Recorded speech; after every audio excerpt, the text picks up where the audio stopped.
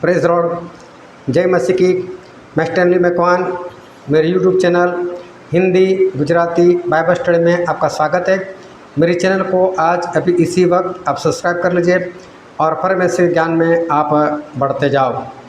मसीह का विरोधी आने वाला है। बरसों से उसकी चर्चा हो रही है, बरसों से उसकी बातें हो रही है। उसका निशान 666 है, उसके बारे में भी लोग चर्चा कर रहे हैं और लोग उसकी बातें कर रहे हैं। और मसीह का विरोधी कब आएगा?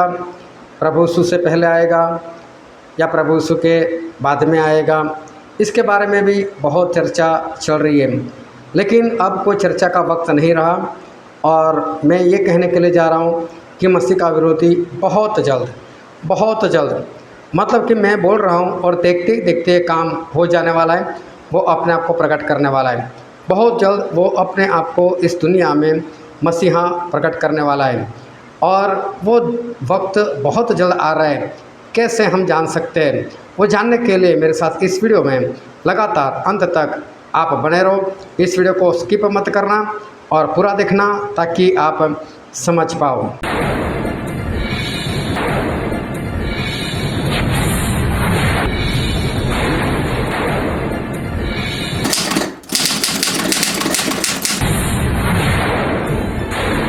मसीह का विरोधी जो है उसको बाइबल में पशु कहा गया है। पशु है वो और पशु के समान है वो, ऐसा बाइबल में बताया गया है। लेकिन वो सारी सिंबॉलिक लैंग्वेज है। प्रकाशित वाक्य उसका 13 अध्याय पढ़ना, प्रकाशित वाक्य उसका 17 अध्याय पढ़ना, तो वहाँ पर मसीह के विरोधी के बारे में लिखा हुआ है। और पौलुस ने जब थेसलोनिक को दूसरी पत्र लिखी, उसके दूसरे अध्याय में भी उन्होंने मसीह का विरोधी जो है उसके बारे में बताया है। और उन्होंने बहुत स्पष्ट वहाँ पर बताया है। दूसरा थेसलोनिकी उसका दूसरा अध्याय 1, 2, 3 वचन पढ़ना, वहाँ पर लिखा है कि प्रभु का दिन बहुत जल्द आ रहा है और प्रभु अपने लोगों को अपने पास इकट्ठा करेंगे। लेकिन वो दिन तब तक नहीं आएगा जब तक मसीह का विरोधी प्रकट ना हो। मतलब प्रभु यीशु का दूसरा आगमन तब तक नहीं होगा जब तक मसीह का विरोधी अपने आप को प्रकट ना करे। मतलब पहले मसीह का विरोधी आएगा, उसके बाद ही प्रभु यीशु आएंगे। ये बात स्पष्ट है। आज तक मेरी कई लोगों से बातचीत हुई है, आज तक कई बार मेरी लोगों से चर्चा हुई है, जो लोग ऐसा बताते हैं कि पहले प्रभु यीशु आएंगे, अपनी मंडली को लेकर चले जाएंगे और उसके बाद इस धरती के ऊपर महाक्लेश काल होगा, मसीह का विरोधी आएगा। और मैंने उन लोगों से ये कहा कि आप जो मानते हो वो बात मुझे बाइबल से बताओ। लेकिन आज तक मुझे बाइबल से वो बात कोई नहीं बता पाया है, क्योंकि वो बात सही है ही नहीं। बाइबल में लिखा है कि वो लोग बचाए जाएंगे, वो लोग दिखे गए कि जिनका सर प्रभु यीशु की गवाही देने के कारण काटे गए थे और जिन्होंने उस पशु मतलब मसीह का विरोधी जो है उसकी मूर्ति की पूजा नहीं की थी और जिन लोगों ने उसकी निशानी अपने सर के ऊपर या अपने हाथ पर नहीं ली थी। ऐसा प्रकाशित वाक्य 20वां अध्याय 4, 5, 6 में लिखा है। तो ये लोग कौन थे? जो मसीह का विरोधी जब इस धरती पर था तब वो लोग थे। तो इसका मतलब ये तो मंडली के लोग हैं, ये तो पवित्र लोग हैं। तो वो लोग तो मसीह के विरोधी के वक्त में थे। इसका मतलब प्रभु यीशु मसीह के विरोधी के पहले नहीं आए थे।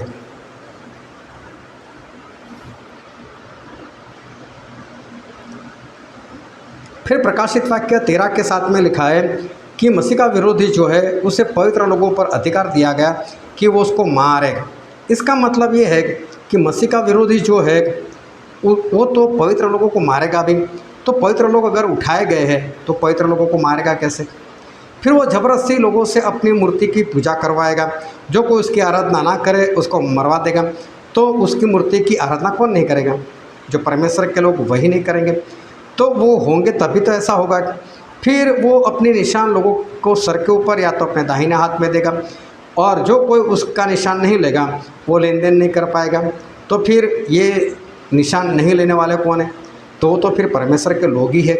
चलो ये सारी बातें छोड़ो, ये तो मैंने सिर्फ आपको ये बताने के लिए कहा कि मसीह का विरोधी पहले आएगा, उसके बाद ही प्रभु यीशु आएंगे, ये बताने के लिए। लेकिन दूसरा थेसलोनिकी उसके दूसरे अध्याय में लिखा गया कि अभी तक उसको किसने रोक कर रखा है, और जिसने रोक कर रखा है वो है पवित्र आत्मा। पवित्र आत्मा ने मसीह का विरोधी जो है उसको रोक कर रखा है। लेकिन अब वो रुकना वो बंद हो जाएगा। पवित्र आत्मा का काम समझ लो अभी खत्म ही है। और मैं आपको बता दूं कि मसीह का विरोधी जो है वो प्रकाशित वाक्य उसका 17 अध्याय 13-14 वचन पढ़ लेना। वहाँ पर स्पष्ट लिखा है कि वो कहीं का राजा नहीं है, वो किसी देश का प्रेसिडेंट नहीं है, वो किसी देश का प्रधानमंत्री नहीं है, जो पोप है वो मसीह का विरोधी नहीं है, किसी भी धर्म का जो धर्म गुरु है वो मसीह का विरोधी नहीं है। तो मसीह का विरोधी एक आम इंसान है, लेकिन वो बहुत ही सावधानी से चतुराई से वो व्यवहार करता है, उसके पास ज्ञान बहुत है। और 7 देश मिलकर उसे अपनी आर्मी देंगे, अपना सामर्थ्य देंगे, जिसकी सहायता से वो काम करेगा। प्रकाशित वाक्य 17 अध्याय बहुत स्पष्ट पढ़ लेना। वहाँ पर पहले और दूसरे और तीसरे वचन में लिखा है कि एक वेश्या दिखाई दी, एक स्त्री दिखाई दी। और फिर उसके 18 वचन में ऐसा लिखा है कि वो स्त्री मतलब एक बड़ा शहर है जो पृथ्वी के राजाओं के ऊपर राज करता है। मतलब वो वेश्या कोई और नहीं, वो स्त्री कोई और नहीं, वो तो एक देश है जो पूरे वर्ल्ड पर राज कर रहा है। तो आज बोलो, मुझे बताओ कि ऐसा कौन सा देश है जो पूरे वर्ल्ड पर राज कर रहा है? वो तो अमेरिका है। अमेरिका बिंदास से पूरे वर्ल्ड पर वो तो राज कर रहा है। और ये जो पशु है मतलब मसीह का विरोधी, वो उस वेश्या या उस स्त्री से बैर रखेगा, उसे नंगी करेगा, उसे जिला डालेगा।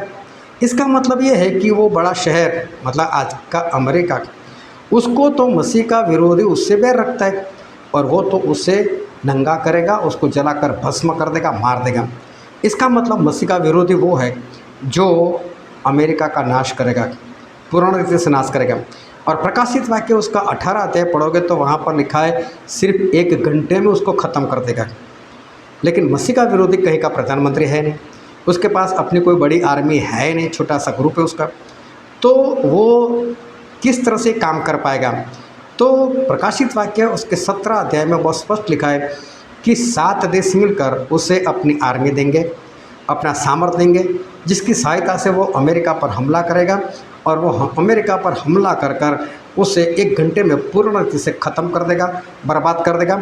और इसीलिए परमेश्वर बोलते कि वहाँ से निकल आओ। मैं आज फिर अपने वीडियो के जरिए अमेरिका वालों को कह रहा हूँ, वहाँ पर जितने लोग ये हिंदी भाषा समझते हैं, मैं आपको बोल रहा हूँ, अगर आप मेरे वीडियो देख रहे हो और अगर आप इंडिया में भी रह रहे हो, लेकिन आपका कोई भी रिश्तेदार आपका पहचान वाला अमेरिका में है, तो प्लीज़ उसको वहाँ से निकलने को बोलो। ये वक्त बहुत जल्द आने वाला है, क्योंकि अमेरिका से डायरेक्ट कोई फाइट नहीं कर सकता। और मसीह का विरोधी अपने दिमाग से एक ही झटके में उसके ऊपर इस तरह से हमला कर देगा कि अमेरिका सोच भी नहीं सकता कि ऐसा मेरे साथ कैसे हो गया, लेकिन ऐसा उसके साथ हो जाने वाला है। तो इसलिए ध्यान से समझना। दूसरी बात, मसीह का विरोधी मतलब प्रभु यीशु का विरोधी। वो प्रभु यीशु का विरोधी कौन है, क्यों है? क्योंकि वो शैतान का इंसान है। और शैतान प्रभु यीशु से क्यों वो परेशान है? क्योंकि प्रभु यीशु उसके दुश्मन है। और शैतान जो इस धरती के ऊपर राज करना चाहता है। और परमेश्वर की सबसे बड़ी और प्रिय प्रजा कौन सी है? वो तो है इज़राइल। पूरा बाइबल देखो, इज़राइल प्रजा के ऊपर लिखा गया। परमेश्वर ने इज़राइल को आशीष दी है। आज इज़राइल के पास जैसी तकनीक है, जैसी टेक्नोलॉजी है, ऐसी पूरी दुनिया में कहीं पर नहीं। कितना छोटा सा देश है, इंडिया का मुंबई देख लो, उसको आधा कर लो, इतना ही ये इज़राइल देश है। लेकिन देखो, उसको पूरा वर्ल्ड मिलकर भी हरा नहीं सकता, उसे मार नहीं सकता। तो उसके आसपास जितने भी अरब कंट्री है वो सारे इज़राइल के दुश्मन है। लेकिन वो देखो, वो सारे मिलकर इज़राइल के विरोध में कुछ नहीं कर पा रहे। उनके अंदर इतनी ताकत नहीं कि इज़राइल को मार गिराए, क्योंकि इज़राइल के पास टेक्निक ऐसी है। दूसरी बात, इज़राइल को सहायता करने वाला है अमेरिका। तो दोनों मिलकर पूरे वर्ल्ड को कुछ भी कर सकते हैं और उनके ऊपर राज कर सकते हैं। अभी मसीह का विरोधी जो है वो मैं आपको बता दूं स्पष्ट, अरब कंट्री से है। और अगर आप उसका नाम जानना चाहते हो तो मेरा एक वीडियो है जिसकी लिंक मैंने डिस्क्रिप्शन में रखी हुई है कि मसीह के विरोधी के बारे में जानो, और उस लिंक पर जाना और आपको पता चल जाएगा कि मसीह का विरोधी कौन है। आम इंसान है, लेकिन उसका माइंड ज़बरदस्त पावरफुल है, बहुत पावरफुल है। वो अमेरिका से बैर रखता है, वो कहीं का राजा नहीं है। इस बात को ध्यान में समझना। और उसके बारे में प्रकाशित वाक्य 17 के 8 में ऐसा लिखा है कि वो था, अब नहीं है और फिर आने वाला है। इसका मतलब मसीह का विरोधी एक ऐसा इंसान है कि जो पहले था, अब नहीं है मतलब लोग उसको मरा हुआ समझते, लेकिन जब दोबारा आएगा तब लोगों की आंखें खुल जाएगी, हैं ये आ गया। और बाइबल में लिखा है भी, पूरा वर्ल्ड जिसका नाम परमेश्वर के जीवन की पुस्तक में नहीं है, वो उसको देखकर अचंभा करेंगे, अरे इंसान को तो हम मरा हुआ समझते थे, ये कहाँ से आ गया। तो समझ लो कि मसीह का विरोधी वो है जिसको आज लोग मुर्दा समझते हैं, लेकिन वो मुर्दा नहीं है, वो जिंदा है, कहीं ना कहीं पर है। और अचानक जब हमला करेगा तब देखना, और देखना मसीह का विरोध जब प्रकट होगा तो उसको प्रकट कौन करेगा। देखो कभी आपके घर में अगर कोई लड़ाई करने के लिए आए, झगड़ा करने के लिए आए, और आपको ऐसी वैसी गालियाँ बोले, आप कुछ नहीं बोलोगे, लेकिन जब वो बोलता है ना, ए मर्द का बेटा हो तो बाहर निकल, और तब मालूम है आपका खून खोल उठता है और आप मर्द का बच्चा दिखाने के लिए बाहर निकल जाते हो। तो ऐसी कोई बात कि जो इस मसीह के विरोधी को परेशान करने वाली है, ऐसी बात अगर दुनिया में होगी तो वो अपने आप को प्रकट कर देगा, देखो ये मेरा हाथ, और वो अपना हमला अमेरिका के ऊपर कर देगा।